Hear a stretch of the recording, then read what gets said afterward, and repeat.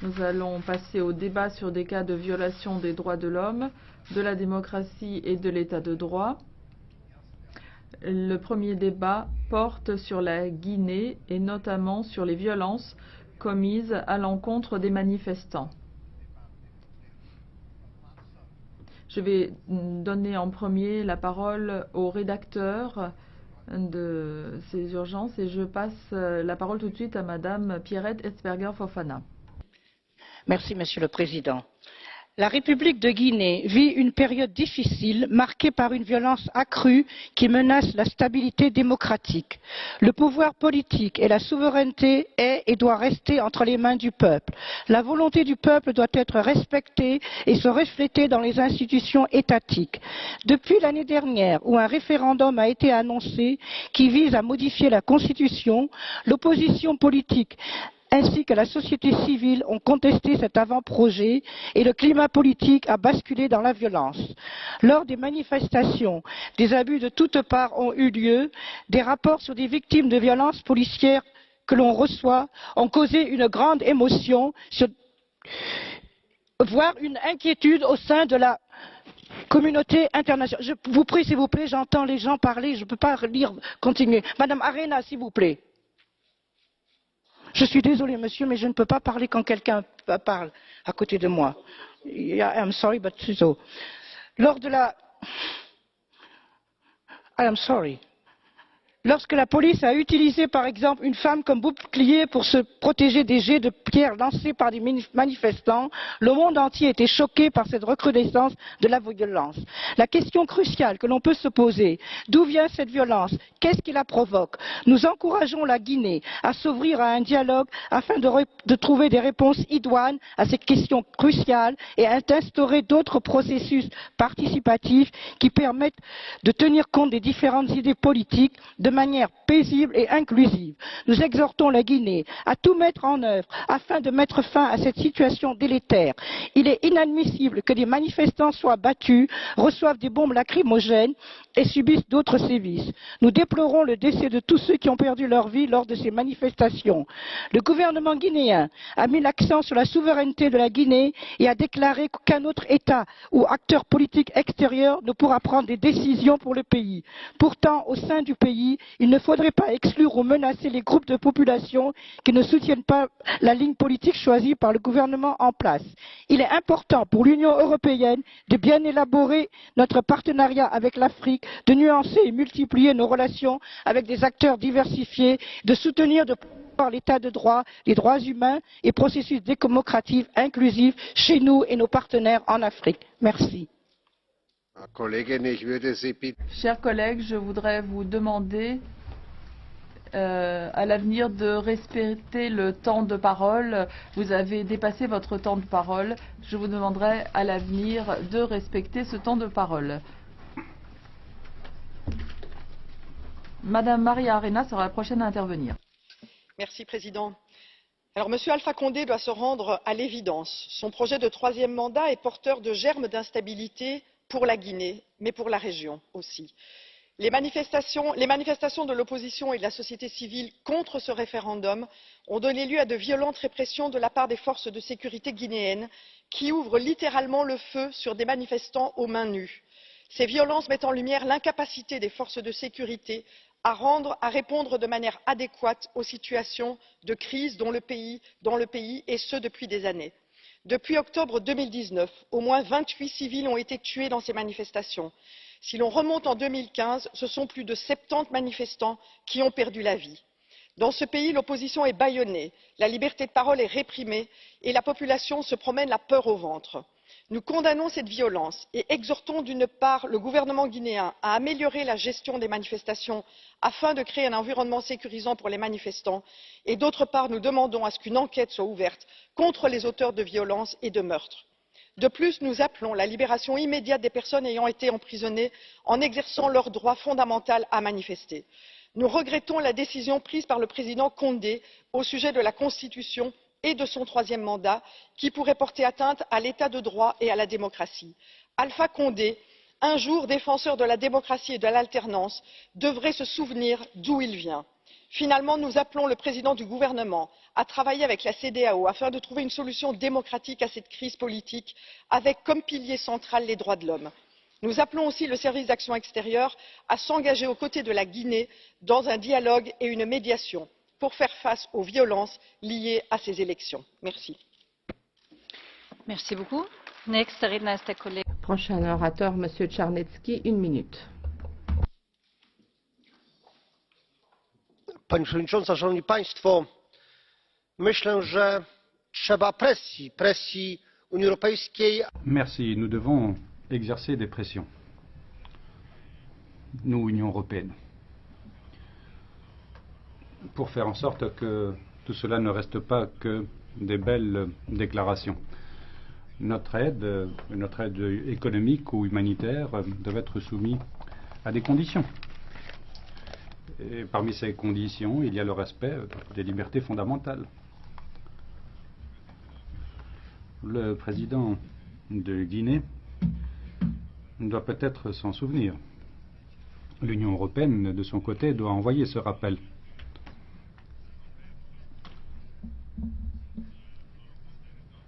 Il y a des ministres qui ont perdu, par exemple, des élections, des référendums. Je pense à Renzi, qui était Premier ministre. Bon, ça, c'est un argument qu'on peut peut-être lui présenter. Merci, Madame Villanueva Ruiz, 1 minute. Protester n'est pas un délit, c'est un droit de l'homme, c'est un droit politique, c'est la réponse légitime des peuples pour prendre en charge leur destin. Et il faudrait ne pas devoir le rappeler, mais il y a un recul généralisé des droits civils et politiques dans le monde. On a une répression des protestations, on le voit au Chili, en Europe, au Proche-Orient, en Asie. Et aujourd'hui, nous parlons de Guinée avec des manifestations massives pour éviter que le président ne dépasse pas la limite des 2 mandats présidentiels, M. Alpha Condé. Et donc il faut tenir compte des organisations de défense des droits de l'homme en Afrique et des Nations Unies. Il faut faire cesser les violations des droits de l'homme. Et il faudrait libérer les manifestants, les journalistes et les défenseurs des droits de l'homme. Et nous voulons également dénoncer les 2 poids, 2 mesures de l'Union européenne. On défend les droits de l'homme et on continue de vendre des armes à des gouvernements comme celui de la Guinée. Donc les multinationales européennes doivent respecter les droits de l'homme. On a un lien entre l'aide au développement et le contrôle des frontières et il faudrait que dans ses propres traités, la clause des droits de l'homme soit systématiquement mentionnée, y compris dans l'accord de Cotonou. Merci, Monsieur Lega, 2 minutes. Thank you, Chair. Merci beaucoup, Madame le Président. Ceux qui doivent changer la Constitution pour rester au pouvoir devraient probablement envisager un changement de carrière. Ça vaut pour des gens comme Vladimir Poutine, mais ça vaut certainement également pour Alpha Condé. Et ça, chers amis, n'est pas la seule chose que ces 2 présidents ont en commun. En plus de leur volonté de réduire au silence leurs opposants, d'emprisonner les journalistes qui racontent leurs histoires et d'opprimer les chefs de l'opposition qui ne font qu'exercer leurs droits démocratiques, Condé et Poutine sont sur la même longueur d'onde. En tant que détenteur du plus gros producteur de bauxite au monde, la Guinée a quelque chose que la Russie veut. La firme russe Rousseau, la plus grande firme d'aluminium à l'extérieur de la Chine, récolte une grande partie de son bauxite de Guinée. Et du coup, la Guinée est l'un des principaux fournisseurs de cette firme russe.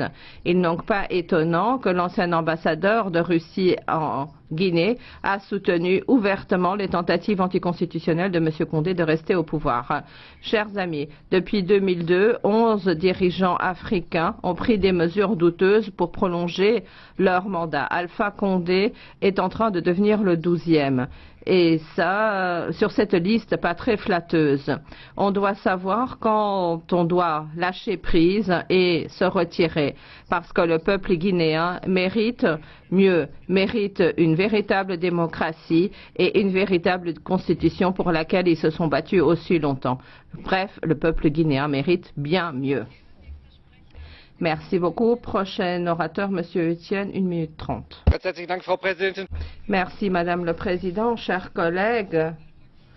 Le président Alpha Condé était à un moment donné l'espoir de la Guinée. Aujourd'hui, à la fin de son deuxième mandat, on reporte les élections législatives, on vise un changement constitutionnel, on part du principe qu'il va abriguer un troisième mandat, chers collègues. Mais ce qui est encore pire, c'est que les manifestations sont réprimées, des manifestations qui ont lieu parce qu'il y a ce changement de constitution qui est proposé. Les gens disent on n'est pas d'accord avec ça.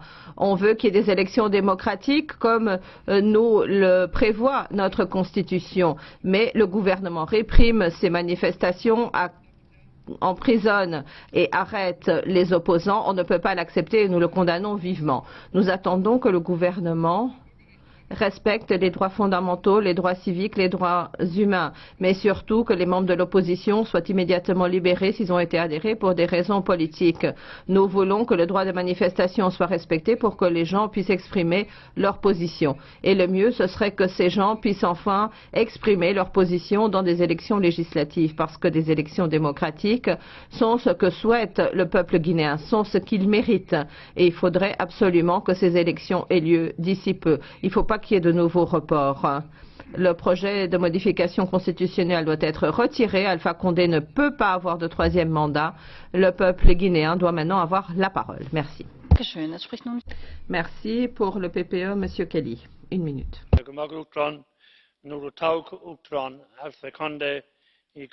Merci. Alpha Condé a été élu en 2010 et à l'époque nous pensions que c'était une nouvelle ère pour la Guinée. C'était une période d'espoir.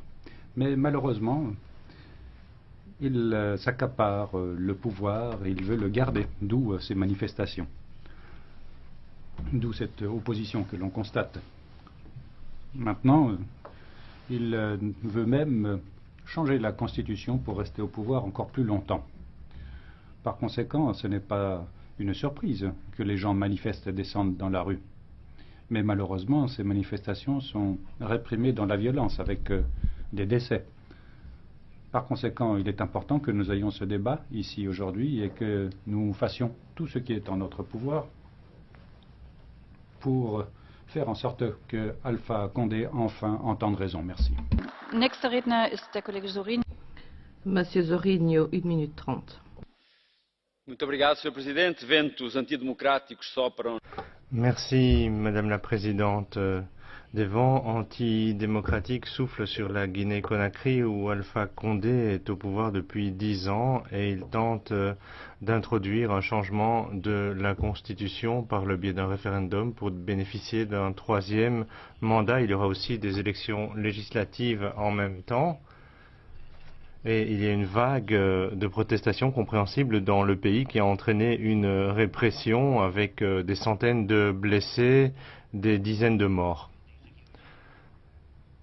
aux mains des forces de sécurité. Il y a un manque d'informations et le droit à manifester a été limité par les forces de sécurité. L'Union européenne et la CEDEAO doivent réfléchir à ceux qui sont responsables de ceux qui tentent d'imposer la violence dans l'État et il faudrait pouvoir parvenir à des élections libres et équitables. Il faut tirer les enseignements de la situation et faire en sorte que les partis politiques puissent œuvrer librement et démocratiquement. La stabilité est vitale dans la Guinée-Conakry et dans les pays voisins. Et ce qui se passe en ce moment rend les choses et les conditions de vie encore plus difficiles dans le pays. Il faut vraiment y réfléchir. Madame la Présidente et la communauté internationale doit y réfléchir, doit réfléchir à l'avenir de la Guinée-Conakry. Monsieur Berg pour le groupe ID, 1 minute 30. Micro.